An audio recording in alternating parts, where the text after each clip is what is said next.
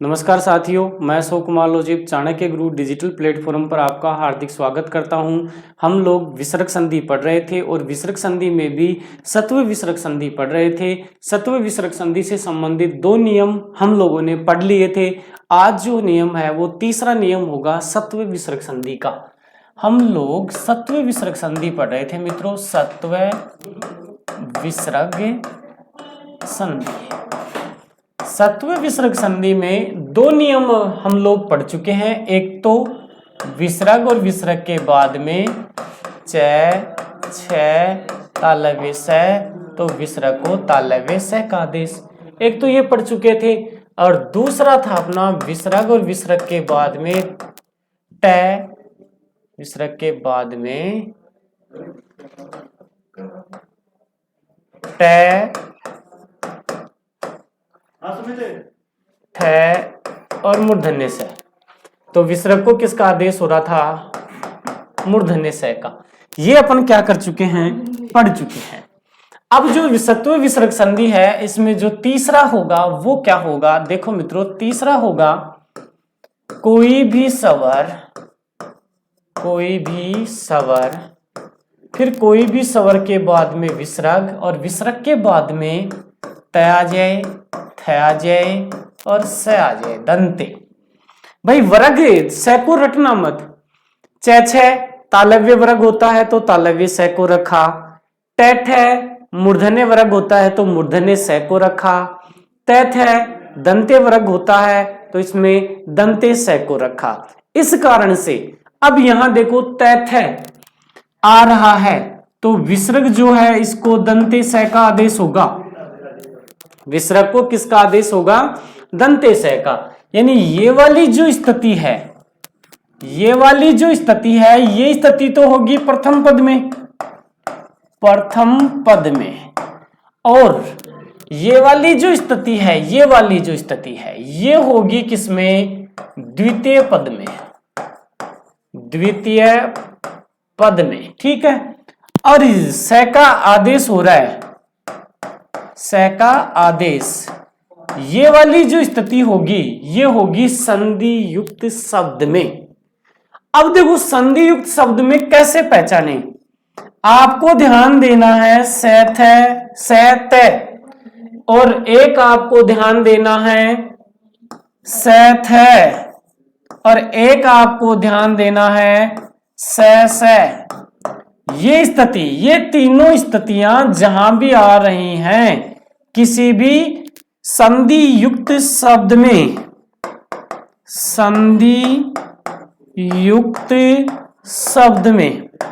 अगर किसी संधि युक्त शब्द में ये तीनों स्थितियां आ रही हैं तो उसमें विसर्ग संधि होगी, और वहां क्या होगा? यानी जो स है उसको किसका आदेश होगा? विसर्ग का आदेश होगा। सत्व विसर्ग संधि में तीसरा नियम पढ़ रहे हैं हम लोग। तीनों नियमों में संधि युक्त शब्द कैसा है तो आप यानी संधि को पहचान सकें, ये भी मैं आपके सामने प्रस्तुत कर रहा हूं। इस नियम से संबंधित भी मैंने बता दिया। कोई भी शब्द आ रहा है उसमें ये वाली स्थिति होनी चाहिए, ये वाली होनी चाहिए, ये वाली स्थिति होनी चाहिए। अब यहां देखो, आपके सामने उदाहरण लिखा हुआ है दुस्तर। भाई आपने कैसे पहचाना कि इसमें सत्व विसर्ग संधि है? गुरुजी तेई तो बताया स के बाद में तय आ जाए। लो तारी तो स्थिति दिएड़ी जी है, तारली स्थिति आ रही है ना, कर दो संधि विच्छेद। यानी ये जो स है इसके स्थान पे क्या लगा दो? विसर्ग लगा दो। और दू है, धन, तर या लू होगी।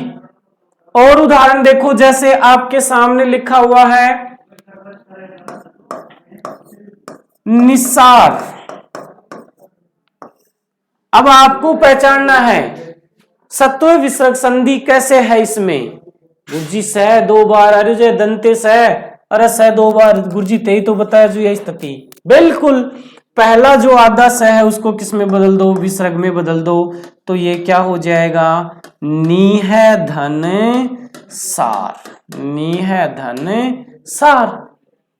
अब संधि विच्छेद दिया हुआ हो तब अपन कैसे करें, यानी हम लोगों के सामने यदि संधि विच्छेद दिया हुआ आ जाए तब उसमें कैसे करें। जैसे देखो आपके सामने उदाहरण है निस्तार, आपके सामने उदाहरण है नीह धन तार। भाई कैसे पहचाना विसर्ग संधि है? गुरुजी सीधा है, विसर्ग आ रही है तो विसर्ग संधि है, बिल्कुल सही बात है।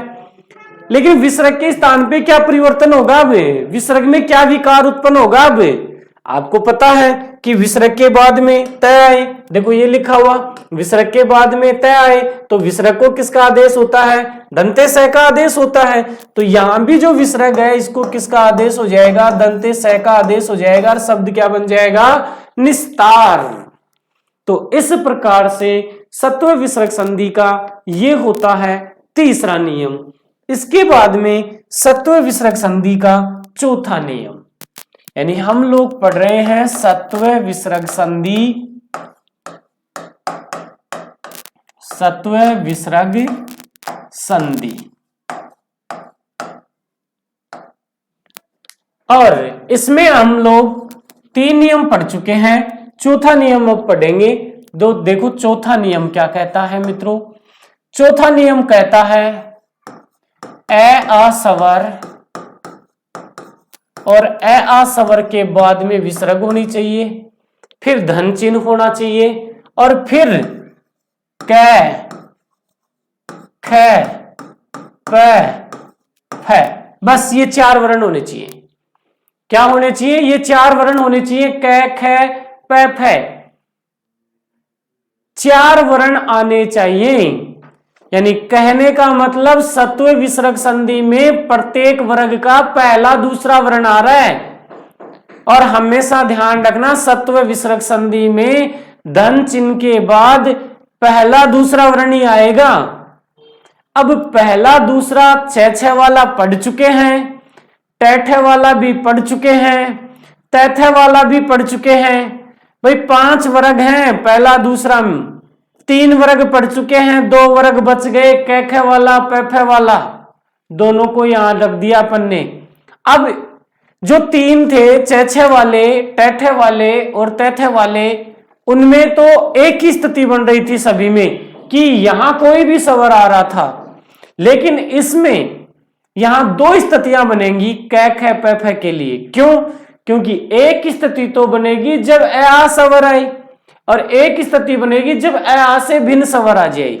एक स्थिति क्या बनेगी? जब ए आ से भिन्न स्वर आ जाए। अब यहां देखो क्या परिवर्तन होगा, हमेशा ध्यान रखना। जब यहां ए आ स्वर आ रहा है तो ये जो विसर्ग है इसको दंते स का आदेश होगा। इस विसर्ग को किसका आदेश होगा? दंते स का आदेश होगा। अब शब्द में कैसी स्थिति होगी? शब्द में देखो, शब्द में स्थिति होगी स क और इससे पहले ए स्वर होगा या आ स्वर हो सकता है। और आप तो ज्यादातर ए को ही याद रखें। स्थिति होगी स ख, लेकिन इससे पहले वाले में ए आ स्वर होना चाहिए। स्थिति होगी स फ और इससे पहले वाले में ए आ स्वर होना चाहिए। यह स्थिति होगी स फ और इससे पहले वाले में ए आ स्वर होना चाहिए। जैसे उदाहरण देखो, आपके सामने उदाहरण है, मैंने आपके सामने लिखा नमस्कार। क्या लिखा? नमस्कार। अब यहां देखो नमस्कार मैंने यहां लिखा और एक है नमस्ते। 2 उदाहरण है मित्रों, एक है नमस्ते, एक है नमस्कार।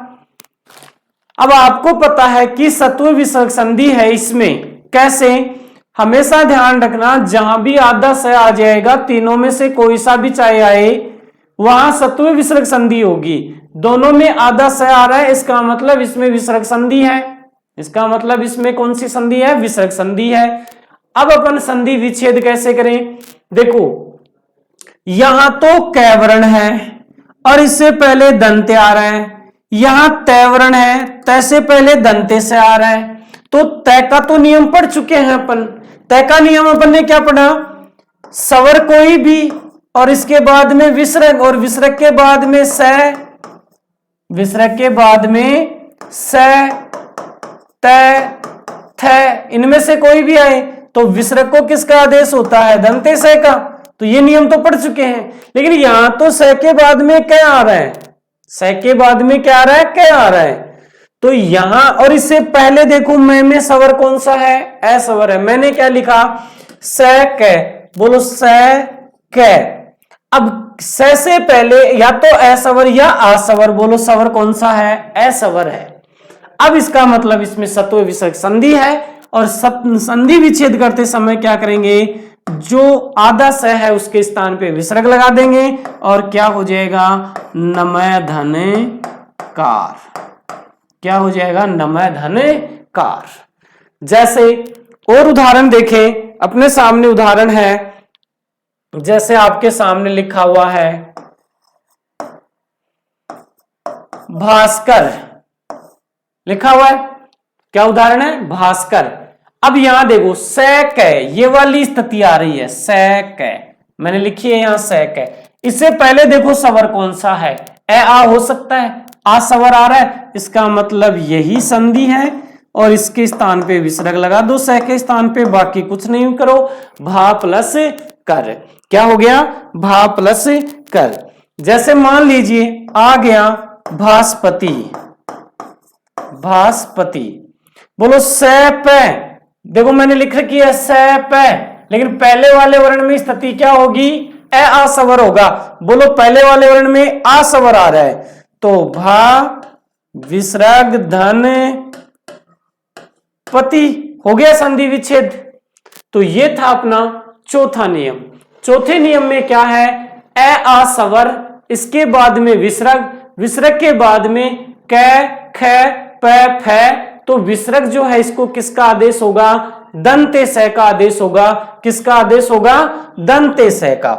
अब सत्व विसर्ग संधि का अंतिम जो नियम है पांचवा, वो क्या कहता है? वो कहता है कि ए आ से भिन्न स्वर। भाई चौथे में अपन क्या पढ़ चुके हैं? ए आ स्वर पढ़ चुके हैं, तो अगला जो होगा वो ए आ से भिन्न स्वर का होगा।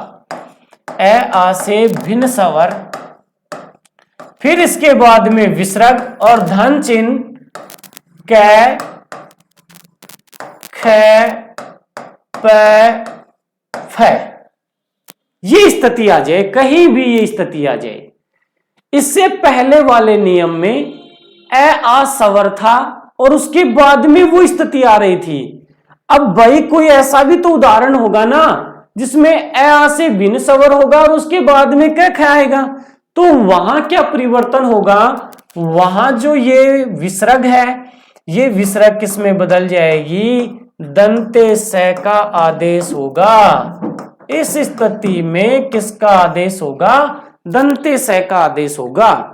अब देखो संधि युक्त शब्द में मैंने बता दिया, ये वाली स्थिति तो प्रथम पद में, ये वाली स्थिति द्वितीय पद में, और ये वाली स्थिति संधि युक्त शब्द में। और संधि युक्त शब्द में देखो स क, लेकिन स से पहले ई ऊ स्वर आना चाहिए। स ख, लेकिन स से पहले वही ई ऊ स्वर आना चाहिए। स प, लेकिन इससे पहले ई ऊ स्वर आना चाहिए। स फ, लेकिन इससे पहले ई ऊ स्वर आना चाहिए। ये स्थितियां ध्यान रखनी है आपको। देखें अपने सामने उदाहरण लिखा हुआ है नियधन पाप, नियधन पाप। ए आ से भिन्न स्वर, बोलो यहां ए आ से भिन्न स्वर आ रहा है या नहीं आ रहा? ई स्वर आ रहा है, ए आ से भिन्न आ रहा है, बिल्कुल। फिर विसर्ग भी आ रही है, फिर धन चिन्ह भी आ रहा है, फिर पैवरण भी आ रहा है और अपने सूत्र में भी लिखा हुआ है। इसका मतलब सूत्र लागू हो रहा है। और विसर्ग जो है इसको किसका आदेश हो रहा है? विसर्ग को मूर्धन्य स का आदेश हो रहा है। विसर्ग को किसका आदेश हो रहा है? मूर्धन्य स का आदेश हो रहा है। तो ये क्या बन जाएगा? निष्पाप। क्या बन जाएगा? निष्पाप बन जाएगा। फिर देखो और उदाहरण देखें अपने सामने है दुष्कर्म। क्या लिखा हुआ है? दुष्कर्म लिखा हुआ है। अब भाई इसमें आपने संधि कैसे पहचानी कि सत्व विसर्गी है? गुरुजी सीधी सी बात है, मूर्धन्य स आ रहे के बाद में क आ रहे विसु पहले ई सवर जाए ते ही तो लिखा जो कि स क आ जाए विसु पहले ई ऊ सवर आ जाए, अरे ऊ आ रहे जाए स भी आ रहे जाए क भी आ रहे जाए, सत्व विसर्ग संधि होगी। या भी कोई पूछवा की बात लिख रहे हो सामान। अब देखो संधि विच्छेद कैसे करेंगे? आपने संधि का नाम पहचान लिया कि सत्व विसर्ग संधि है। अब संधि विच्छेद कैसे करेंगे? अरे जो स है उसके स्थान पे विसर्ग लगा दो, बाकी कोई परिवर्तन मत करो। यानी केवल और केवल जो स आ रहा है उस स के स्थान पे आपको क्या लगानी है? विसर्ग लगानी है।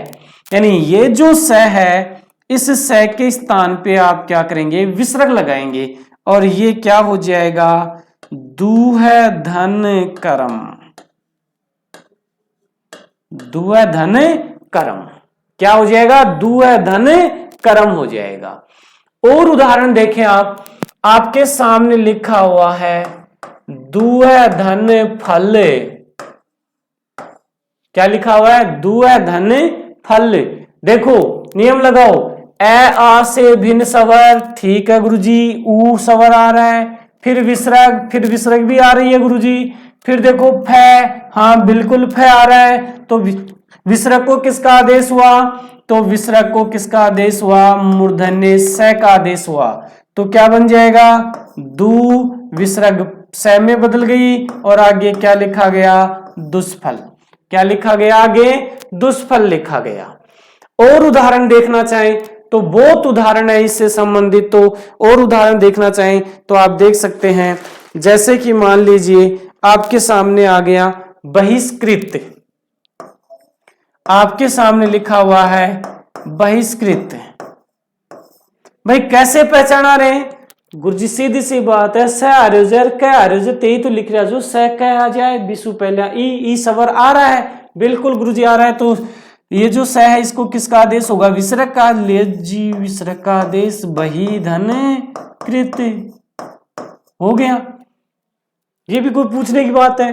और उदाहरण देखना चाहें तो जैसे आपके सामने है बहिष्कार, बहिष्कार कैसे पहचाना रे? गुरुजी स क ई सवर, बिल्कुल सीधी बात है, और विसर्ग लगा दो स के स्थान पर, बाकी और कुछ ही मना करो, बस बही धन कार, बही धन कार। जैसे उदाहरण है घृणास्पद, घृणास्पद। अब घृणास्पद में कैसे पहचाना है? गुरुजी स पे आगुना और इस पहले ई सवर अब क्या यहां लागू होगा? ये घृणास्पद मैंने कैसे लिखा है? देखो यही इसी कारण से मैंने ये लिखा है घृणास्पद। दो होते हैं भाई, घृणास्पद आपके सामने ये रूप भी आ रहा है और ये रूप भी है। अभी तक सत्व विसर्ग संधि के जितने उदाहरण पढ़े हैं आप अपना शब्द शुद्धिकरण भी इसके माध्यम से सही कर सकते हैं। कैसे?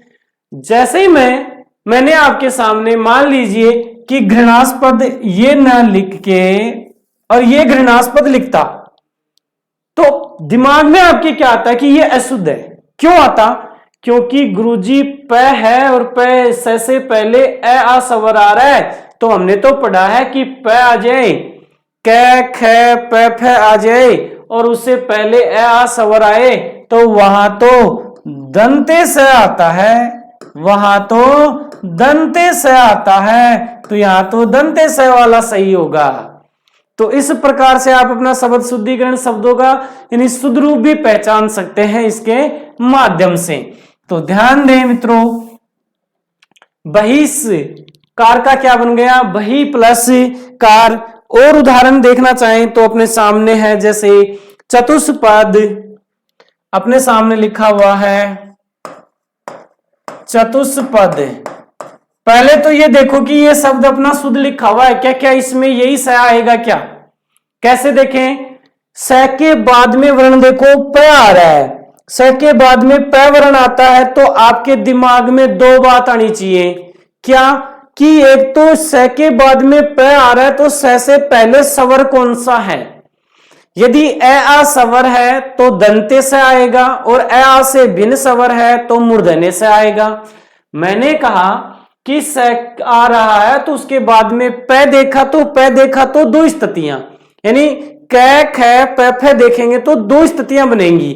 अब दो स्थितियां कौन सी, एक तो आ स्वर वाली और एक ई स्वर वाली।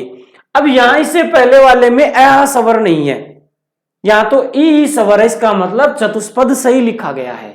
इसका मतलब चतुष्पद क्या लिखा गया है, सही लिखा गया है। तो संधि विच्छेद करोगे तो क्या कर दोगे,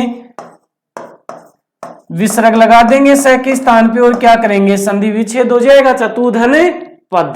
क्या हो जाएगा, चतुधन पद। अगली जो ये सभी जो नियम है मित्रों, 5 जो नियम हमने पढ़े, ये पांचों नियम सत्व विसर्ग संधि में आते हैं। और पांचों नियमों में आपने देखा होगा कि केवल विसर्ग को स का आदेश हो रहा है, इसके अलावा अन्य कोई आदेश नहीं हुआ है।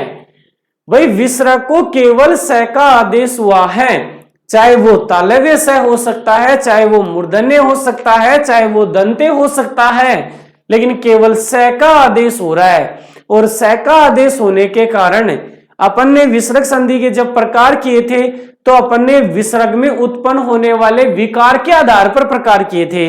तो यहां विसर्ग में विकार क्या उत्पन्न हुआ, स का, इसलिए इसको नाम क्या दिया गया, सत्व विसर्ग संधि नाम दिया गया। अगली जो संधि आती है वो है अपनी ऋत्व विसर्ग संधि। वो कौन सी संधि है, ऋत्व विसर्ग संधि। ऋत्व विसर्ग संधि, इसको कैसे पहचाने मित्रों, ऋत्व विसर्ग संधि हमेशा ध्यान रखना, रे का आदेश जहां होगा, विसर्ग को रे का आदेश जहां होगा वो ऋत्व विसर्ग संधि होगी। विसर्ग को क्या आदेश होना चाहिए, ऋत्व यानी रे का आदेश होना चाहिए। रे का आदेश होगा वही संधि क्या कहलाती है, ऋत्व विसर्ग संधि कहलाती है। विसर्ग को किसका आदेश होना चाहिए, रे का आदेश होना चाहिए।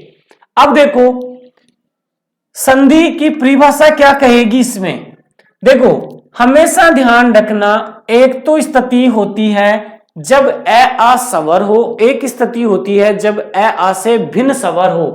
तो ऋत्व विसर्ग संधि किसे कहेंगे, ऋत्व विसर्ग संधि हम लोग कहेंगे जब ए आ से भिन्न स्वर आए, ए आ से भिन्न स्वर, भिन्न स्वर, और इसके बाद में आ जाए विसर्ग और विसर्ग के बाद में आ जाए सघोष। अब सघोष मैंने आपको बता दिया था पहले ही जब संधि व्यंजन संधि शुरू की थी। सघोष में कौन कौन सा आता है, तीसरा, चौथा, पांचवा, य, व, र, ल, है और स्वर, ये सभी क्या होते हैं, सघोष। इनमें से कोई एक वर्ण होना चाहिए। तो यहां जो विसर्ग है, इस विसर्ग को किसका आदेश होता है, रे का आदेश होता है। किसका आदेश होता है, रे का आदेश होता है।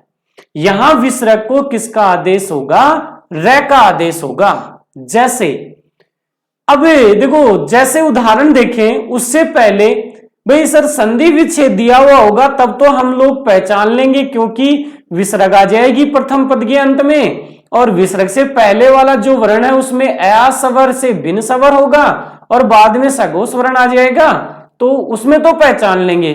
लेकिन संधि युक्त शब्द में कैसे पहचानेंगे, संधि युक्त शब्द की क्या विशेषता होती है कि कैसा शब्द हमारे सामने दिया हुआ हो ताकि उसमें ऋत्व विसर्ग संधि ही हो। तो इसके लिए आप क्या करेंगे, देखो किसी भी शब्द में हलंत वाला र आना चाहिए। क्या आना चाहिए, ये वाला ऊपर वाला र। अब इस ऊपर वाले र को अपन क्या कहते हैं, हलंत र कहते हैं, हलंत र बोलते हैं। क्या बोलते हैं, हलंत र। अब जो हलंत र आ रहा है उससे पहले जो है वो क्या होना चाहिए, ए आ स्वर नहीं होना चाहिए, ए आ से भिन्न होना चाहिए। हमेशा ध्यान रखना, ए आ से भिन्न स्वर हमेशा ऋत्व विसर्ग संधि होगी, दूसरी नहीं होगी। कैसा भी उदाहरण आ जाए, किसी भी शब्द के ऊपर र लगा हुआ है, इसका मतलब उसमें हलंत र आया है, और जो ऊपर र लगा हुआ है उससे पहले वाले वर्ण में ए आ से भिन्न स्वर आएगा तभी रुत्व विसर्ग संधि होगी। जैसे देखो मैंने आपके सामने उदाहरण लिखा आशीर्वाद। भाई कैसे पहचाना आपने? गुरुजी ऊपर हलंत रह का प्रयोग हो रहा है। भाई मैंने आपके सामने उदाहरण लिख दिया महर्षि। गुरुजी इम भी ऊपर रह आ रहे लेकिन रसु पहलडो जो वर्ण है भी में असवर आ रहे हैं। इसमें र आ रहा है लेकिन र से पहले वाले वर्ण में ए आ से भिन्न स्वर आ रहा है। इसमें र वर्ण आ रहा है लेकिन इससे पहले वाले वर्ण में ए स्वर आ रहा है। तो मैंने ऋतु में क्या कहा? ए आ नहीं होना चाहिए, ए आ से भिन्न होना चाहिए। देखो ए आ से भिन्न स्वर होना चाहिए। भाई यहां क्या है? ए स्वर है, इसका मतलब इसमें ऋत्व विसर्ग संधि नहीं है। इसमें ऋत्व विसर्ग संधि नहीं है। जैसे मैंने लिखा दसारण, मैंने क्या लिखा? दसारण। अब मैंने दसारण लिखा तो र अण के ऊपर है, लेकिन इस अण से पहले वाला जो वर्ण है इस वर्ण में देखो स्वर कौन सा आ रहा है? स्वर आ रहा है। जबकि ऋत्व जो विसर्ग संधि होती है उसमें क्या होता है? ऋत्व विसर्ग संधि में ए आ से भिन्न स्वर होता है। यहां जैसे आशीर्वाद में ई आ रहा है, जैसे दुर्बल, दुर्बल में ऊपर आ रहा है, दुर्बल में क्या आ रहा है? ऊपर आ रहा है। लेकिन इससे पहले वाले वर्ण में देखो स्वर कौन सा है? ई ऊ, यानी ए आ से भिन्न। इसका मतलब इसमें विसर्ग संधि है और इसमें विसर्ग संधि नहीं है। इन दोनों में विसर्ग संधि नहीं है। क्यों? क्योंकि र से पहले ए आ स्वर आ रहा है, जबकि ऋतु में ए आ से भिन्न स्वर होता है। अब इससे संबंधित उदाहरणों को देखें भाई। देखो मित्रों, अब उदाहरण आशीर्वाद था। अब आपने इसमें पहचान लिया कि इसमें ऋतु विसर्ग संधि है, तो आपको क्या करना है? अब संधि विच्छेद करना है। तो संधि विच्छेद करते समय कुछ ना करें, जो र है उसके स्थान पे विसर्ग लगा दें, बाकी कोई परिवर्तन नहीं करना आपको। अरे भाई आशीर्वाद जो है, इस आशीर्वाद को मैं ऐसे भी लिख सकता हूं। तो मैंने क्या कहा? जो र है उस र के स्थान पे क्या लगानी है? आपको विसर्ग लगानी है। तो र है, र यहां है, इसमें इस र के स्थान पे क्या लगानी है? विसर्ग। तो लगा दो विसर्ग। आशी विसर्ग धन्यवाद। बोलो आया या नहीं आया? आशी धन्यवाद। बन गया ना संधि विच्छेद। जैसे मैंने लिखा था दुर्बल, क्या लिखा था? दुर्बल। बोलो इसमें र आ रहा है या नहीं आ रहा? आ रहा है। र से पहले क्या है? ई ऊ, यानी ए आ से भिन्न स्वर आ रहा है, ऊ आ रहा है। इसका मतलब इसमें विसर्ग संधि है। संधि विच्छेद कैसे करेंगे? जो र है उसके स्थान पे क्या लगा देंगे? विसर्ग लगा देंगे। जो र है उसके स्थान पे क्या लगाएंगे? विसर्ग। यानी ये जो दुर्बल है, इस दुर्बल को मैं ऐसे भी लिख सकता हूं। बिल्कुल लिख सकते हो। तो जो र है इस र के स्थान पे विसर्ग लगा दो तो संधि विच्छेद दुह धन बल हो जाएगा। हो गया संधि विच्छेद। जैसे और उदाहरण देखें, अपने सामने उदाहरण है निराशा। अपने सामने उदाहरण है निराशा। हम लोगों के सामने उदाहरण है निराशा। इसमें कैसे पहचाना? भाई इसमें तो र भी नहीं आ रहा, ऊपर र नहीं आ रहा, हलंत वाला र नहीं आ रहा। तो इसके लिए क्या करेंगे आप? इसके लिए देखेंगे किसी भी शब्द में पूरा र होना चाहिए। किसी भी शब्द में पूरा र होना चाहिए, लेकिन उस पूरे र से पहले जो वर्ण आ रहा है उसमें ए आ से भिन्न स्वर होना चाहिए।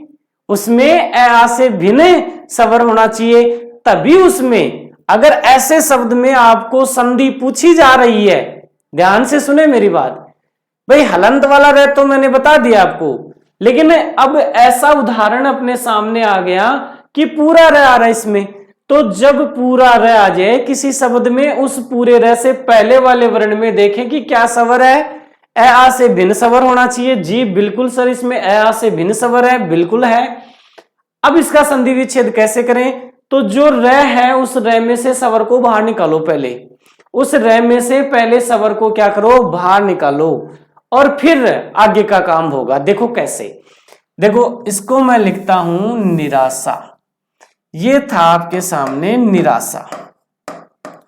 मैंने क्या कहा भाई, पहले तो आपने इसमें पहचाना कैसे की ऋतु है, ऐसे पहचाना कि र पूरा आ रहा है, र पूरा आ रहा है, उससे पहले ए आ स्वर है, यानी ए आ से भिन्न स्वर है, इस कारण से पहचान लिया। बिल्कुल सही है आपकी बात।